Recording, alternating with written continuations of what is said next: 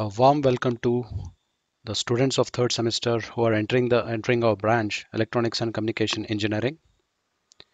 I myself, Shrikant Shirkol, working as assistant professor in Department of E&C STMCT Dharwad from past 8 years. I'll be your course instructor for the subject Signals and Systems. I am handling this subject for the third time. This is the third time for you. And it needs some prerequisite which you have studied in your first year of engineering as well as in your first PU and second PU or 11th and 12th of your studies. This subject is a very interesting subject which mainly deals about the signals, various kind of signals and various kinds of systems. Before I proceed with the details of the subjects or the topics in the subjects, I just want to mention you certain details about the subject. This subject is of 3 credit course and the subject code is as follows, and you can see on the screen the subject code is 18U ECC 304. So here it's a 3 credit course. You have the third semester has the combination of 4 credit and 3 credit course, and it is a 3 credit course, and we have a contact hours of 40 hours. And as I already said, the prerequisites required for this subject learning and understanding in a better way are calculus and basic electronics. Even if you have certain doubts in calculus, or you might have not left certain topics by or you have lost some focus on it, doesn't matter, we'll cover up those basics when it is needed, and then we can take you forward. So here are the course learning objectives of the signals and system course.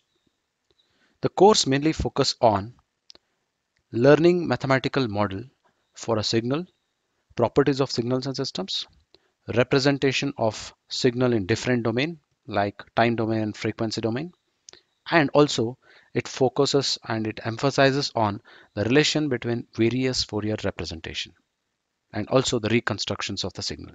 So these are the course learning objectives. So here are the course outcomes of the course signals and systems. The course outcomes, the meaning is, after completing studying this subject, what all the students will be able to do so. What is the outcome you will be getting out of this subject learning? That is what has been listed here. We have 5 COs. CO1, at the end of this course, students will be able to analyze different types of signals, systems, and its properties. CO2, students will be able to analyze the time domain and signals and solve for the system response. CO3 says the students will be able to analyze the frequency domain signals. CO4, the students will be able to relate different Fourier representation and apply it to various applications. And the last, students will be able to apply the Z transform to analyze discrete time signals and systems. And of course, these COs are in turn mapped with POs. PO stands for program outcomes, CO stands for course outcomes. The mapping is done by referring to the topics that we have been covering in the syllabus. Here are the contents of the signals and systems course. We have 5 units in this course. Each unit have been framed such that it requires minimum 7, maximum 9 contact hours. So the first unit covers introduction of signals and systems, wherein you'll be learning definitions of signals and systems, and you'll be learning about classifications of signals. We have around 5 classifications in signals and systems. We'll be studying that, and we learn some basic operations on signals, and we have a lot of elementary signals. We'll explore those things, and we have 6 properties of systems. We will study that. And in unit 2, and the number of hours allocated to cover this first chapter is 7 hours. Unit 2 covers time domain representation, or we also call it as time domain analysis. And thus, the very important topic that we are going to study is convolution. We have two kinds here, convolution sum and convolution integral. Next, we are studying about interconnections, relation between LTI system properties, impulse responses, and solving differential and difference equations. The prerequisites for this differential and difference equations you will be studying in mathematics, engineering mathematics. And we have block diagram representations as well. And the number of hours allocated to this is 8 hours. Frequency domain representation deals with complex sinusoid and frequency domain LTI systems. Frequency representation of four classes: DTFS, DTFT, FT, and FS. These are the four: DTFS, DTFT, FT, and FS. And the number of hours allocated for it is 9 hours. Next comes the fourth unit. We have designed this fourth unit by combining some part of the previous chapter and then followed by advanced topic of that particular Fourier representation.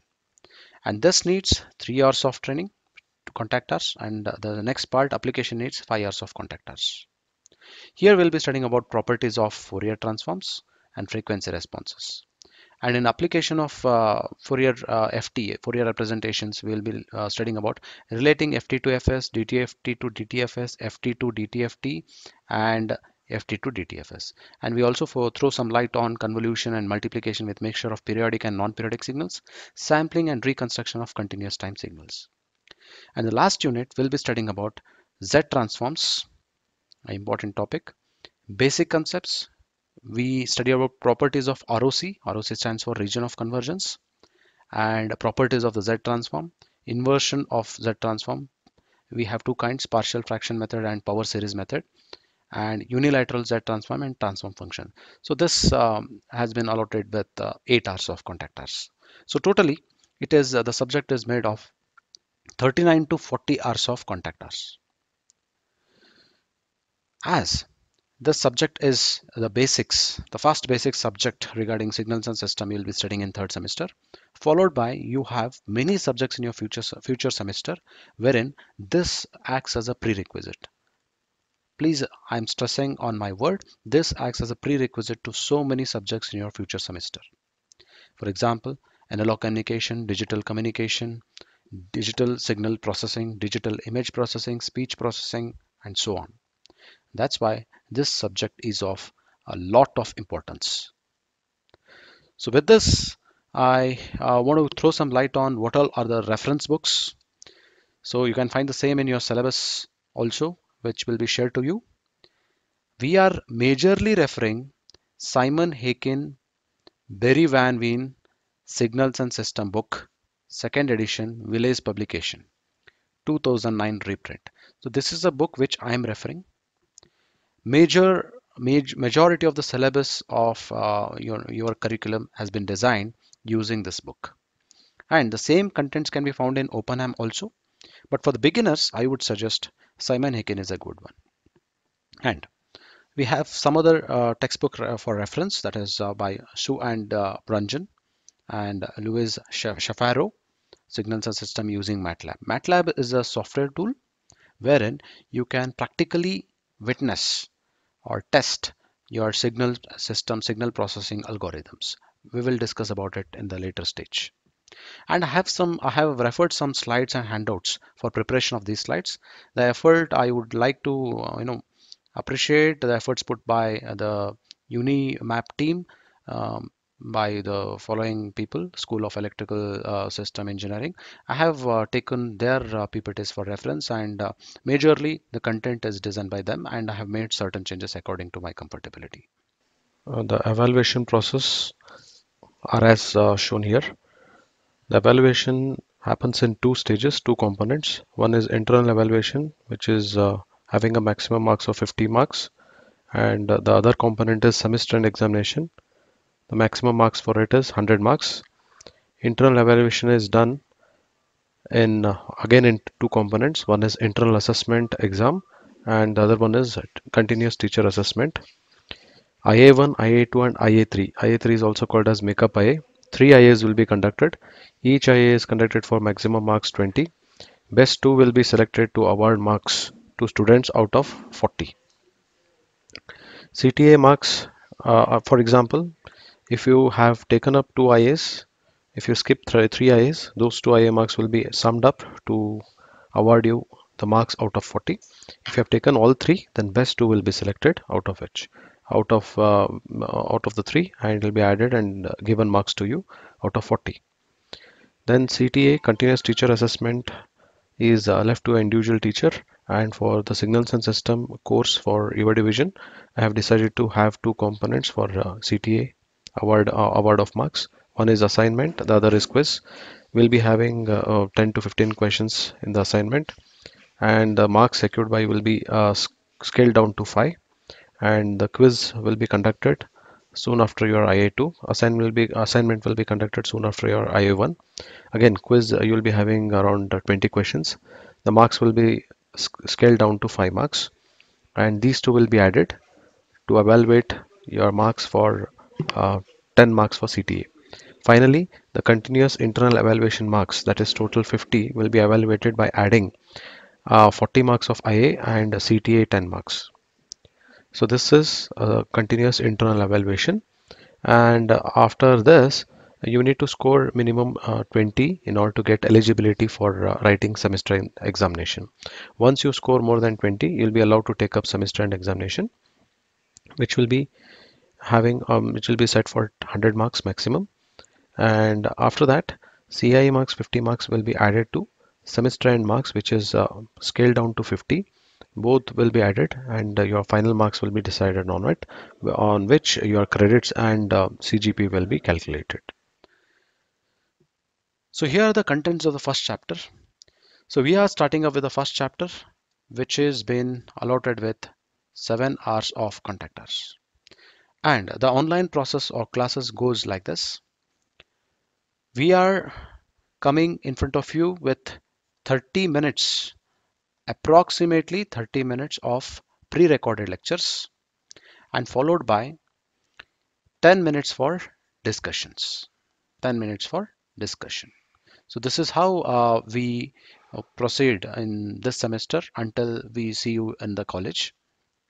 So online classes at least will go in this fashion. So what all the things that we are studying in the first chapter? First, let us understand what is the signal. Before we proceed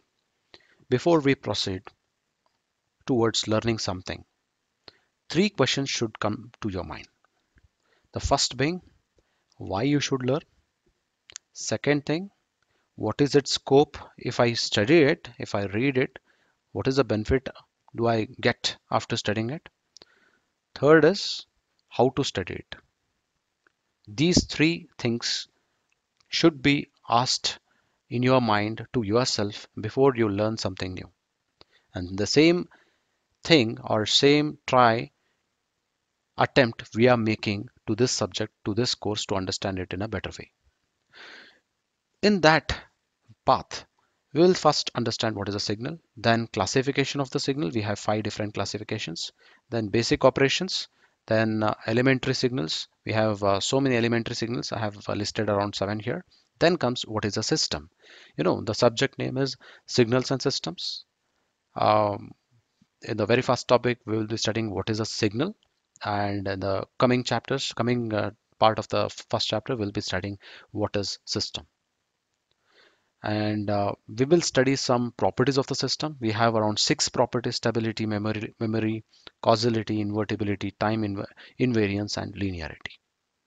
So this is the topics that we are focusing on in the first chapter.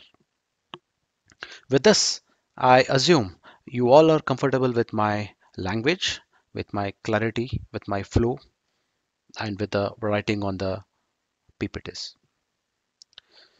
So now let us start afresh with the course, and the very first topic that we are focusing on is to understand what is a signal. What is a signal? A signal, in a very common language, we'll try to learn it. A signal is a symbol which conveys some information. So let us use some analogy to understand. You can see a lady waving her kerchief. What exactly she is doing? The signal in the signal painting, there is a painting called The Signal by William Powell, wherein it tells that a woman sends a signal by waving a handkerchief. It means she wants to convey some information. So she is using a symbol by just flapping or waving the handkerchief. It's a signal. Basically, we can call a symbol as a signal. We can call a symbol as a signal only when a symbol a symbol conveys some information. If symbol does not convey any information, then it is not called as a signal. It should convey some information. Then only it is called as a signal. I hope I made it much more clear to you. A common form of human communication. It's a signal. For example, use of speech is a signal. Speech is a kind of a signal wherein you communicate something, you transfer some information from your end to the other end, face to face or telephone channel, any one of this. Use of visual, like signal taking the form of images of people or objects around you. So even that is a kind of a signal. For example, if I send you some WhatsApp message consisting of an image into it, that's a signal. That's a signal which is containing some information. It might be my photo or college photo. It is containing some information. Some of the real life example of the signal are doctor listening to heartbeat, blood pressure, and temperature of the patients. All these are used in order to diagnose the patient health. So this indicates something to the doctor. Hence, all these three are a signal, correct? And similarly, daily fluctuations in the price of the stock market will convey an information on how to share, how the share for a company is doing. Stock market, right? So daily fluctuation. For example, if you want to invest in some companies share, then you will be looking on lot many parameters. So those parameters will indicate some information, will give you some information. Hence, those things can be considered as a signal. And one more best example is weather forecasting, wherein it provides information of temperature, humidity, and speed and direction of the prevailing wind. So what you will be doing, taking all this into the consideration. So these are the signal. It is conveying some information. Now you can take up the decision whether to move for a trip or not, or to postpone it. So it is sending some signal which are helpful for us to take some decisions. Now let us continue with the understanding of what is signal. I have posted here one of the image. So here it is a traffic light signal wherein it conveys certain information to the drivers, whether to stop or proceed or about to proceed, right? So that is a signal. With all these understanding, now let us define what is signal. Signal is a function of one or more variable which conveys, very important, which conveys information on the nature of physical phenomenon. So signal is a function of one or more variable, but which it should convey a information. Okay, so it should convey information on the nature of a physical phenomenon. So this is the definition of a signal. Now I go bit technical now. A function of time representing a physical or mathematical quantities. For example, velocity. So velocity, acceleration of the car, voltage, current of a circuit, all these are signal because it conveys some information. With that information, we can further decide and what to be done next. So whenever it conveys the information, we call it as a signal. An example, electric activity of heart recorded with electrodes on the surface of a chest. The electrocardiogram, famously it is called as ECG. It records the signal in this fashion. So this is a ECG sample. So whenever a person are diagnosed with high heartbeat or high blood pressure, he'll be put under electrocardiogram test, and the heartbeats and all these signals are captured using electrodes on the surface of chest, and doctor uses this to analyze to the condition of the heart of the patient. Now I take an example, very interesting example for you to understand the meaning of the signal in a better way. Let us consider that we are using a phone for communication between you and your friend. You and your friend. It's you and it's your friend. Okay? And you are passing a signal, means you're talking. Speech is a signal. You're passing some information. From here on, all these things are embedded in your phone. It's your phone, your cell phone. And this is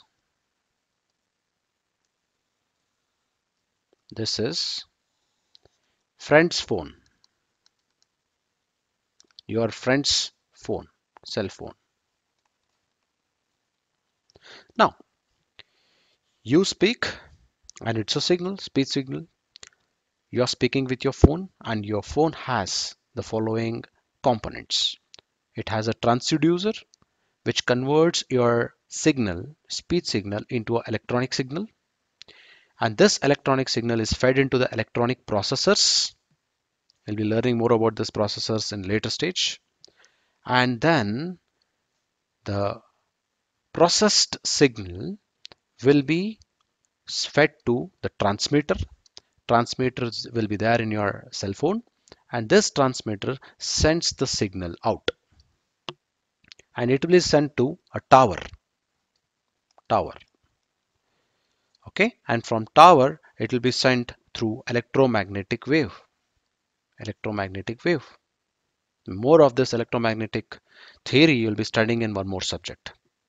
And at the receiver end, near to your friend, the tower sends a signal to the phone of your friend, and in your friend's phone there will be a receiver, and it receives the electromagnetic wave.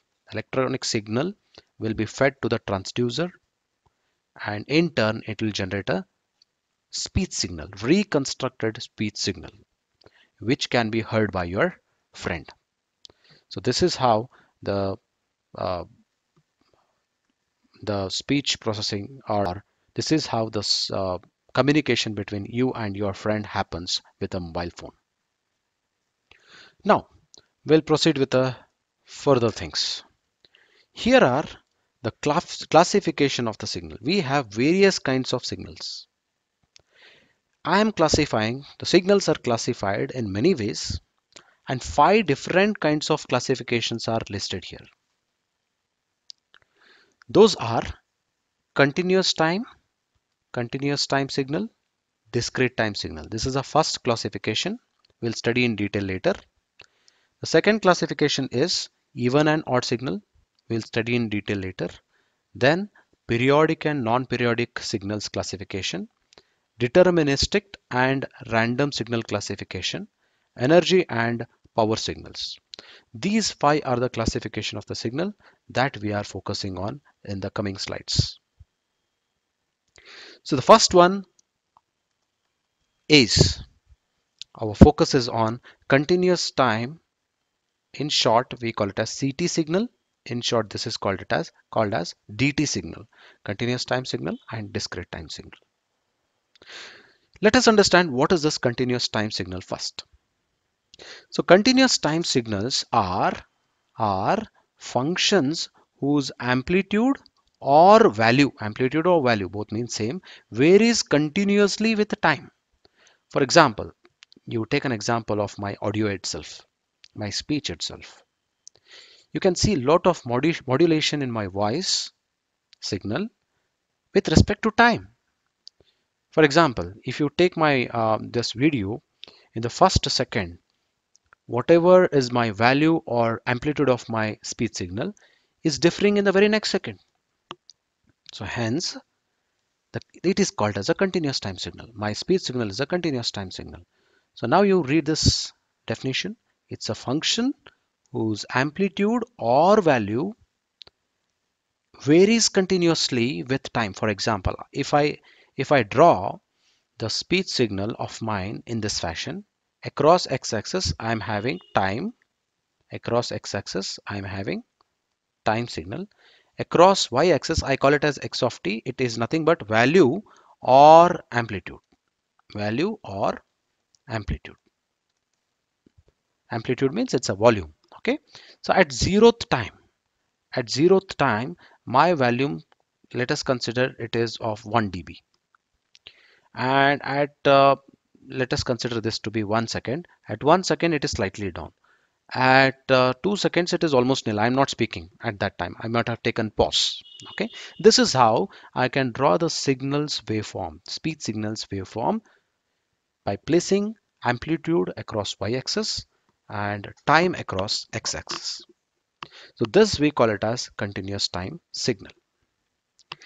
So let us go read the statements. The symbol T denotes time. That is what I have written here. And this bracket is used to denote a continuous time value quantities. Value means it is a amplitude. Value means it is a amplitude. So x of t, see here, x of t. So this is a quantity with which something is varying. That's why this I call it as independent variable, and this is amplitude is a dependent variable. Time is not dependent on anybody. That's why this is a independent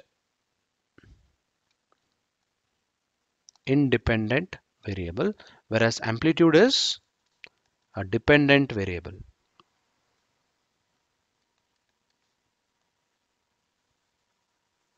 Dependent variable. Why? Because amplitude is dependent on time. So at time 0 your amplitude is 1, at time 1 your amplitude is bit low, at time 2 your amplitude is nil. So your amplitude is dependent on time, but time is not dependent on anybody. It's a truth of life, as well as it's the same is applied to the signals and system course also. Let us take one more example of speed of car converting acoustic or light wave into electric signal. That is one more example. And microphone converts variations in sound pressure into corresponding variations in voltage and current. So all these are kind of continuous signals, wherein pick any time, you will be having certain information. Amplitude is nothing but some information. At this time I am having some information. You take this time, I am having some information. You take this time, I am having some information. You take this time, I am having information. At any given time within that signal, presence, you will be having a value for any fraction of time that you take. That is why it has been named as continuous. This is the reason why we call it as continuous. Okay, means it is continuous with time. At any point of time, if you pick, the signal gives you some information. Okay, you just check my voice speech signal. At any point, if you pause and play, you will find my volume to be present. If not, at least noise when I am not speaking. Right? So it's a continuous signal. Right? Now, let us understand what is discrete time signal. Let me tell you a meaning of discrete in simple common language. Discrete means separated or digital, or discrete. We also call it as digital time signal or discrete time signal. So discrete time signal are not continuous. Let me repeat, discrete time signals are not continuous. Then what are these discrete time signals? These are a function of discrete variable. Discrete variable. What is the meaning of discrete variable? They are defined only at discrete instances. For example, n. N is a natural, some integer. N is some integer. 0 and plus 1 and minus 1. For example, here is 0. I call it as 1. I call this as minus 1. So what is the value of your signal at 0.5? N cannot have the value 0.5 because it is an integer. So hence there is no value here. Value is absent at this position. So it is not continuous. So you will find the information of the signal only at certain intervals. What is that interval? It's an interval integer n. So you have value at 0, you have value at 1, you have value at 2, you have value at 3, but at 2.5 you don't have any value. Hence it is not continuous. It's a discrete signal. So x of n, so you just observe here, discrete signals are represented with square brackets. Continuous are represented with small brackets, and this is CT signal. And for discrete time signals we use square bracket. This is the difference. Okay, so it is not continuous. So T should be used for continuous signal for our independent variable, and here it is integer, integer n. Integer n has all the integer value possibilities. NTS, will come to this part later in the later statement.